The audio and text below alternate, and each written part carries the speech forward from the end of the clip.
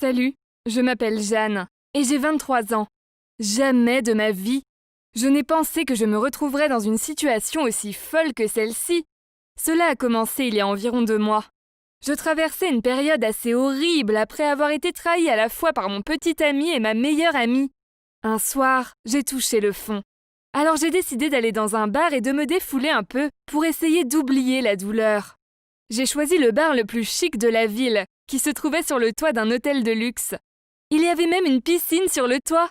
J'ai fini par y rencontrer un mec qui s'appelle Jack. Et on a beaucoup bu. Il était à l'hôtel et il m'a demandé si je voulais retourner dans sa chambre avec lui. Je ne voulais pas encore rentrer chez moi. Alors je l'ai suivi.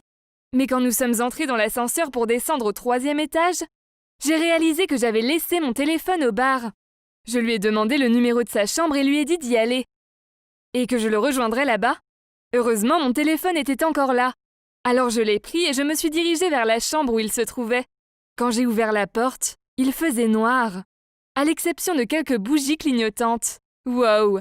Il était donc du genre romantique. J'ai même remarqué une bouteille de vin sur la table. Soudain, Jacques m'a attrapée et a commencé à m'embrasser. Puis nous avons passé la nuit ensemble. Le lendemain matin, je me suis réveillée avec un terrible mal de tête et un corps épuisé. Je me suis retournée pour voir si Jacques était réveillé, mais à ma grande surprise, ce n'était pas Jack qui était allongé là. C'était l'autre gars. J'étais soudain terrifiée. Je veux dire, bien sûr. J'avais été assez ivre la nuit précédente. Mais comment ai-je pu faire cette erreur? J'ai dû entrer dans la mauvaise chambre. J'avais tellement honte. Alors j'ai pris mes vêtements, je me suis habillée et je suis partie rapidement sans le réveiller. Une fois rentrée chez moi, j'ai réalisé que j'avais perdu mon bracelet. Je ne me souvenais pas de l'avoir enlevé dans la chambre du type. Alors peut-être que je l'avais perdu au bar. Peu importe, ça n'avait pas d'importance. C'était un cadeau de mon ex-petite amie, alors j'avais prévu de le jeter à un moment donné de toute façon. Après cette nuit bizarre, la vie a continué comme d'habitude. Je me sentais encore un peu déprimée, mais j'ai trouvé un nouvel emploi dans une agence de journalisme. Et j'ai enfin senti que les choses allaient s'améliorer pour moi. Cependant, quand j'ai réalisé qui était mon superviseur, je n'arrivais pas à y croire. C'était lui, le gars avec qui j'avais couché par erreur cette nuit-là. Il s'appelait Adam, et il ne semblait pas me reconnaître, ce qui était un soulagement. Mais pour être honnête, je me sentais étrangement heureuse de le revoir. J'ai essayé d'agir aussi normalement que possible devant lui, et plus j'apprenais à le connaître au travail, plus il me plaisait. J'avais un sérieux béguin pour lui. Mais malheureusement, il semblait me considérer comme une collègue, et rien de plus. Mais j'ai accepté ce défi. Je pouvais le faire changer d'avis. J'en étais sûre. J'avais juste besoin d'un plan. J'ai décidé de demander conseil à ma cousine Claire.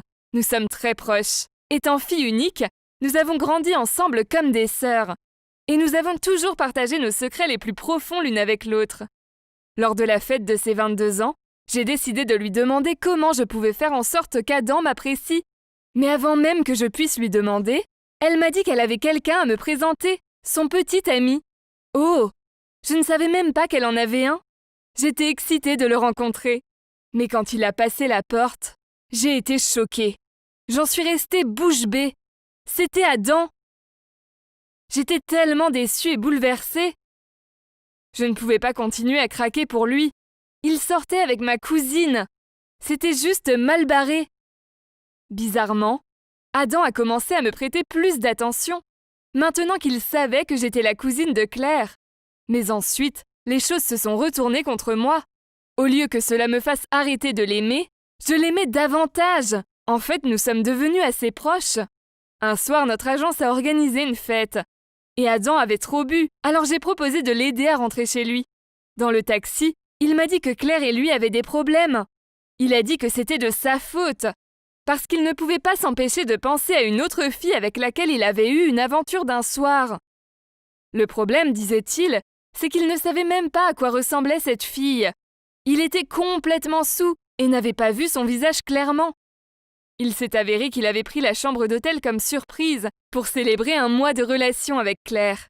Mais ce soir-là, au dîner, il s'était disputé et Claire s'était enfuie en colère. Il s'apitoyait sur son sort.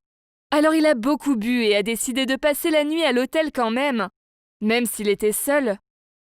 Quand la porte s'est ouverte, il a cru que c'était Claire et s'est senti si heureux. Mais le lendemain matin, il s'est réveillé avec un message de Claire lui demandant de l'excuser et lui disant qu'elle avait pris un taxi pour rentrer chez elle la veille et qu'elle se sentait mieux maintenant et qu'elle voulait le voir. Soudain, il a été choqué et s'est demandé qui était la mystérieuse fille avec qui il a couché. Mais cette nuit-là l'a tellement impressionné qu'il n'a pas pu s'empêcher de penser à cette fille. Et il a eu envie de savoir qui elle était.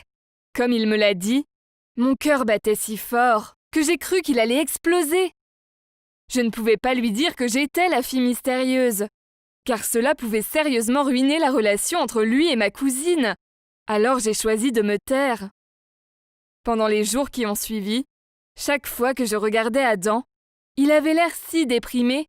Je l'ai même entendu appeler au bar pour demander si quelqu'un les avait contactés au sujet d'un bracelet manquant. Et c'est là que j'ai réalisé que j'avais dû le laisser dans la chambre d'Adam. Après ça, les choses se sont dégradées pour lui. Il a commencé à se présenter au travail en puant l'alcool. Et quand je lui ai demandé s'il allait bien, il m'a dit qu'il avait rompu avec Claire, parce qu'il ne trouvait pas juste qu'il continue à se fréquenter alors qu'il pensait constamment à cette autre fille mystérieuse. Alors maintenant, il était célibataire. Je continue à penser. Devrais-je lui dire que je suis cette fille ? D'un côté, je le veux vraiment. Mais d'un autre côté, et si cela brise l'image de rêve qu'il a de cette fille ?